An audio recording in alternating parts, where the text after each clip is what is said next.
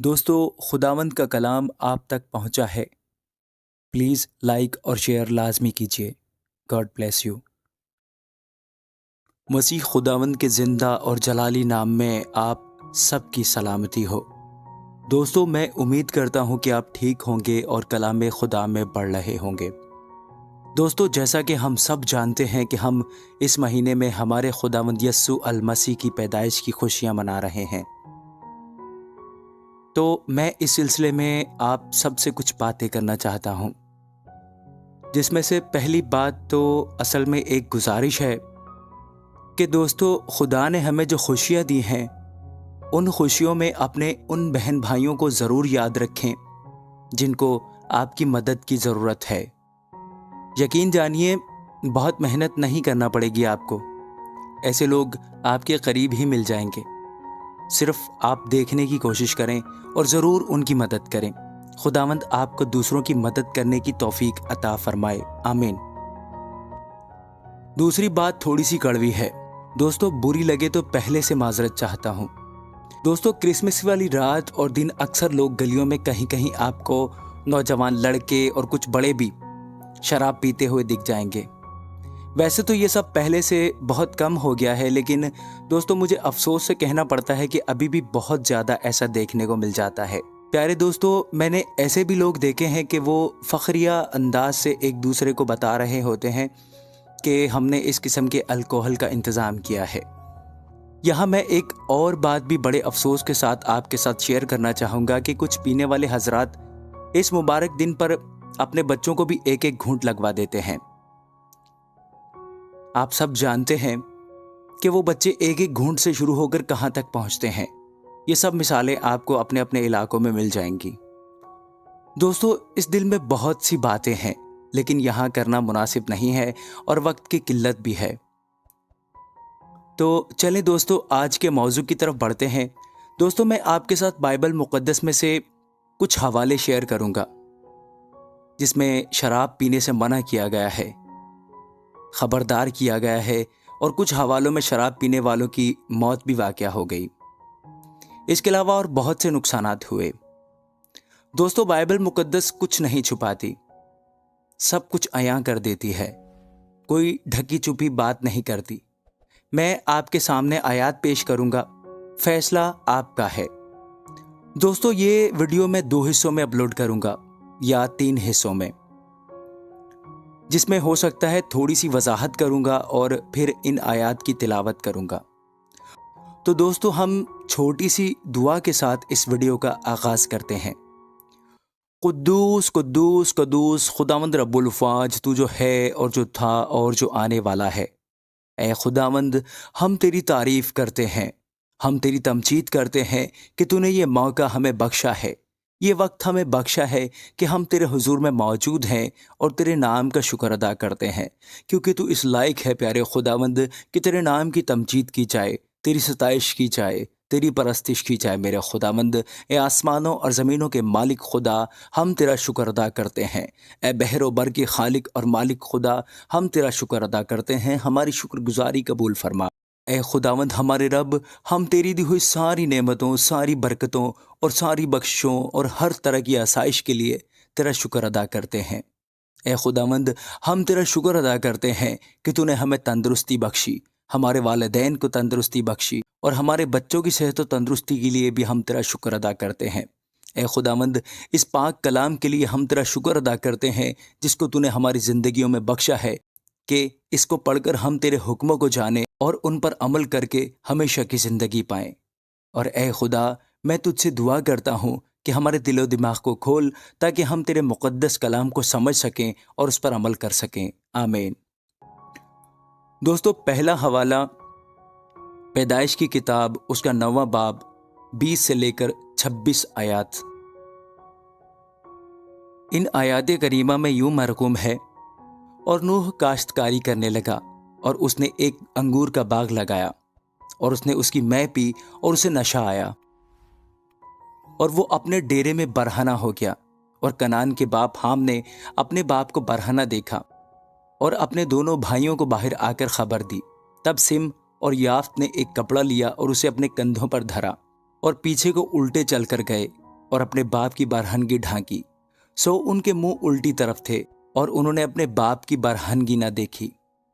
جب نوح اپنی مے کے نشے سے ہوش میں آیا تو جو اس کے چھوٹے بیٹے نے اس کے ساتھ کیا تھا اسے معلوم ہوا، اور اس نے کہا کہ کنعان ملعون ہو، وہ اپنے بھائیوں کے غلاموں کا غلام ہوگا۔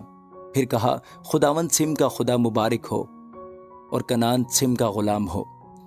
دوستو، بہت سی باتیں کی جا سکتی ہیں، لیکن میں یہاں بس چھوٹی سی اور سادہ سی بات کروں گا کہ نوح نے نشہ کیا، جس کا نتیجہ غیر اخلاقی اور خاندانی پریشانی میں نکلا۔ تو اگلے ریفرنس کی طرف بڑھتے ہیں۔ اگلا ریفرنس ہے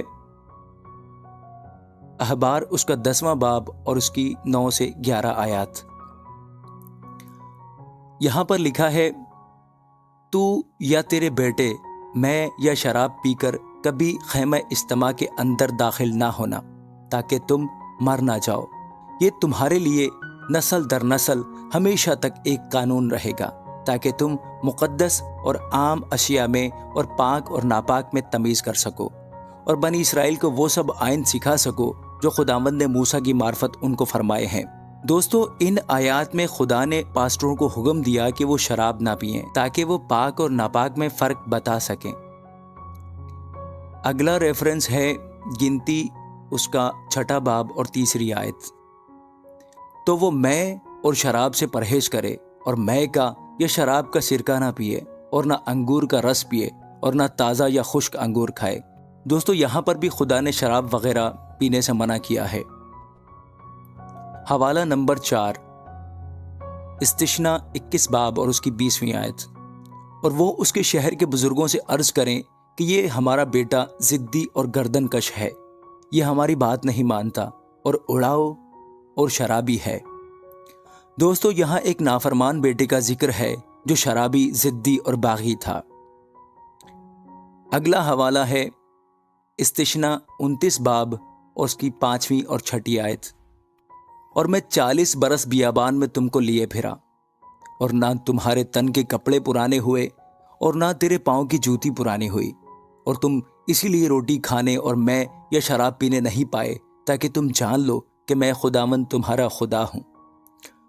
دوستو، یہاں خدا نے بنی اسرائیل کو انگور کا رس نہیں دیا، اور نہ ہی انہوں نے بیابان میں نشاور مشروب پیا۔ حوالہ نمبر 6، استثنا 32 باب اور اس کی 33ویں آیت۔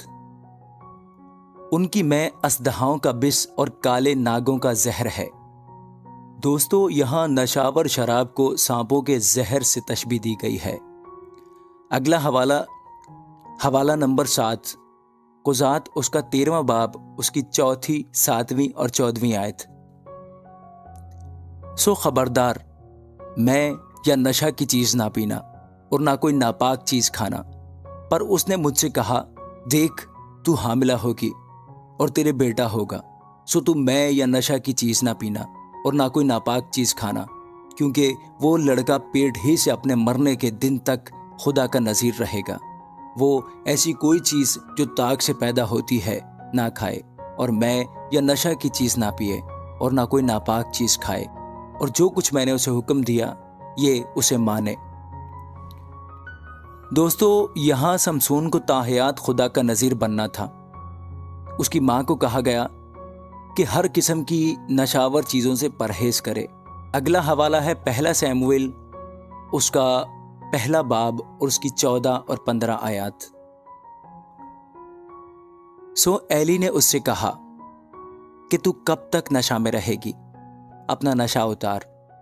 حنا نے جواب دیا، نہیں اے میرے مالک، میں تو غمگین عورت ہوں، میں نے نہ کوئی نشہ پیا، پر خداوند کے آگے اپنا دل اونڈیلا ہے۔ دوستو، یہاں حنا انکار کرتی ہے کہ میں نے کوئی نشہ آور چیز استعمال نہیں کی۔ پیارے دوستو، یہ واقعہ جب بھی میں پڑھتا ہوں یا سنتا ہوں تو جانے کیوں بے اختیار میری آنکھیں نم ہو جاتی ہیں۔ یہ دعا مجھے بہت پسند ہے۔ دوستو، میں آپ سے گزارش کروں گا کہ اس ویڈیو کے ختم ہونے کے بعد ڈسکرپشن چیک کریں، اور وہاں آپ کو اس دعا کا لنک مل جائے گا، وہ ویڈیو ضرور دیکھیں۔ اگلا حوالہ ہے 1 سموئیل، اس کا 25واں باب، 32 سے لے کے 38 آیات۔ दोस्तों इस हवाले में नाबाल नशे में धत होकर मर जाता है। इस हवाले का पूरा बाब डिस्क्रिप्शन में मौजूद है, आप चेक कर लें। अगला हवाला है दूसरा शमूएल उसका 11वां बाब और उसकी 13 आयत। और जब दाऊद ने उसे बुलाया तो उसने उसके हुजूर खाया पिया और उसने उसे पिलाकर मतवाला किया, और शाम को वो बाहर जाकर अपने मालिक के और खादिमों के साथ अपने बिस्तर पर सो रहा, पर अपने घर को ना गया। दोस्तों यहाँ ओरिया को नशे में धत करके दाऊद ने अपने गुनाह पर पर्दा डालने की उम्मीद की। दोस्तों इस बाब का लिंक भी आपको वीडियो के नीचे मिल जाएगा। रेफरेंस नंबर 11, दूसरा शमूएल उसका 13वां बाब और 28 और 29 आयत। अमनून नशे में था जब वो मारा गया, मुकम्मल बाब डिस्क्रिप्शन में है। रेफरेंस नंबर 12, पहला सलातीन उसका 16वां बाब और उसकी 8 से 10 आयत।